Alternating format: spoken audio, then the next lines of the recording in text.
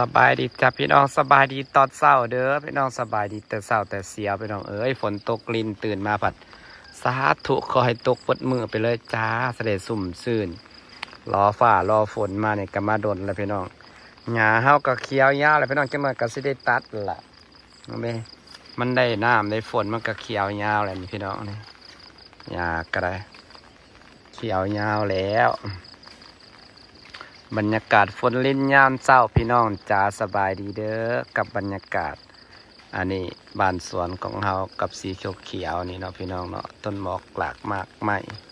สีขอบสีเขียว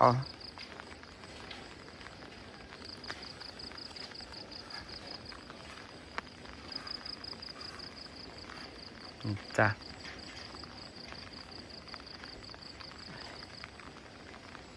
บรรยากาศตอนเช้าบรรยากาศดีพาพี่น้องชมธรรมชาติตอนเช้าพี่น้องเมื่อนี้ว่าสิจ้างข้าเจ้ามาทางหญ้าดอกกระเจียวอยู่ยังวันได้เขาในเมืองอยู่ฝนตกกลิ่น เขาในบ้านอยู่ฝนตกกลิ่นพี่น้องตกบดมือก็ที่การแสดงสุ่มซื่นน้ำแสดงมีพี่น้อง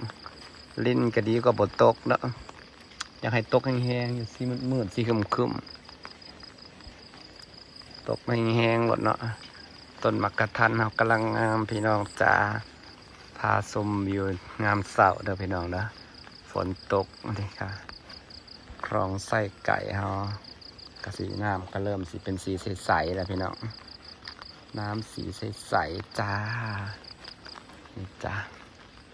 อยากให้ฝนตกแห้งๆอยากให้น้ำเฮามีไวๆนะพี่น้องอันนี้ก็บ่ตกแห้งให้นี่ชมบรรยากาศเข้าไปเบิ่ง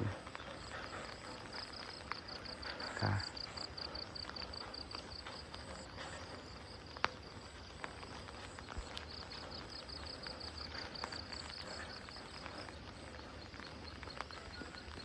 มีแห้งในพี่น้องเลยฝนตก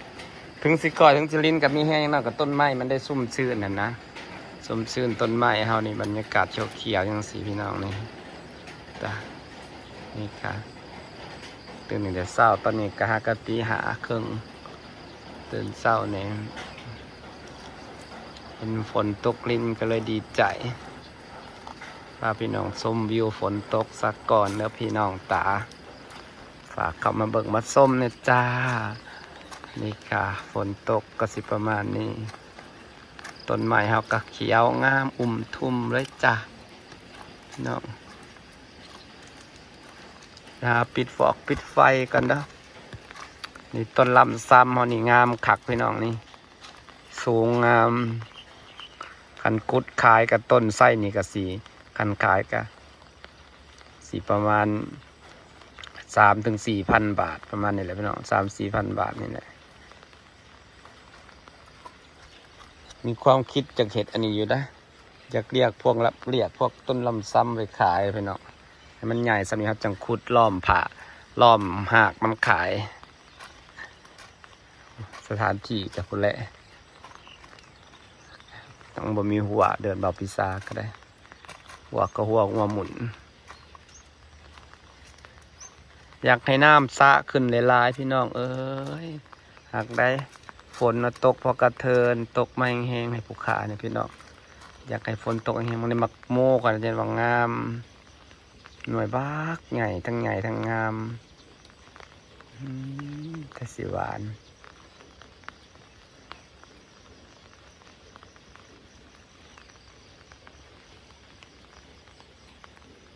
นี่แหละบรรยากาศก่อนมันสีหน่วยใหญ่หน่วยงามนะพี่น้องขอเอาจุลินทรีย์มาโหดเพิ่นด่ะโหดในเพิ่นหมากให้เพิ่นหมากไงเดี๋ยวเอาจุลินทรีย์มาโหดอีกก็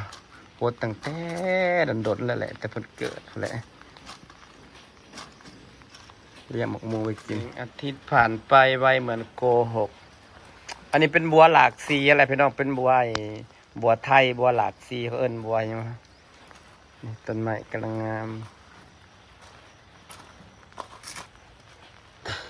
ถ้าหดจุลินทรีย์ลงไปมันจะสวยเลยนี่พี่น้องสระหะมันอยู่วางใดเกิดในขี้หินก็เกิดนี่แถมหมากดกพร้อมหมากไงพร้อมว้าต หนักปักใหญ่สละหาคนหาคนอยู่แถวนี้แหละ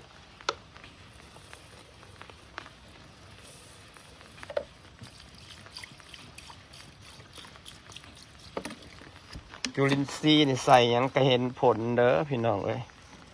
ความจบงามใส่หยังก็งามโอ้ยบรรยากาศบ้านสวนฝนตกลิ่นยามเช้าพี่น้องนี่จ้ะผสมธรรมศาสตร์ยามเช้าหลังฝนตกลิ่นปิดฟอกปิดไฟแล้วนี่จ้ะกสิประมาณนี้ละจ้าพี่น้องจ้าเขียวสดงดงามจ้าตกลิ่นตกแห้งๆในทอนฝ่าฝนเอ้ยมึงในน้ำก่อนนะบ่พอสิมีน้ำมึงในน้ำสะจะเบิ่งเอาพี่น้องซ้ำเก่าซ้ำนี่ตลอดเลย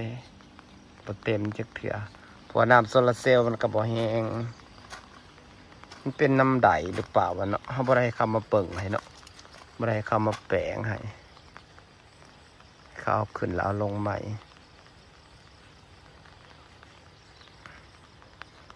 เขาตั้งหักท่าเบิ่งแล้วตั้งน้ำบ่แห้งป๊าบพี่น้องต้นหยังกับบ่งามคือต้นลำซ้ำนี่ล่ะพี่น้องเอ้ยงามแท้งามว่าจะเบิ่งเนี่ยความงามของต้นลำซ้ำเนาะพอปลูกเด้อพี่น้องดีกว่าปลูกแผ่บารมีปลูกอันนี้ไหมตรงนี้สิเป็นพุ่มเป็นสั้นงามสัตว์งามพาชมวิวแล้วพี่น้องจ้า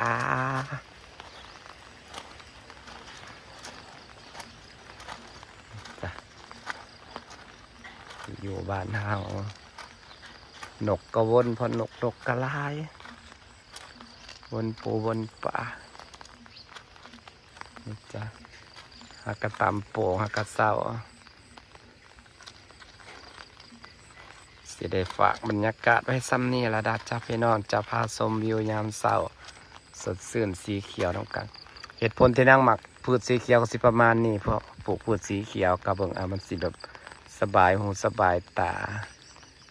คันปลูกไม่ดอกก็ต้องเป็นดอกต้นใหญ่นั่งหมักกับต้นดอกแบบชั่วคราวแล้วนั่งบ่ค่อยหมักเพราะนั้นไม่ได้อะไรมันเนี้ยแต่มันเบิ่งหกมันเบิ่งแบบโอเคพี่น้องจ้าสิฝากบรรยากาศซ้ำนี้เด้อพี่น้องเอ้ย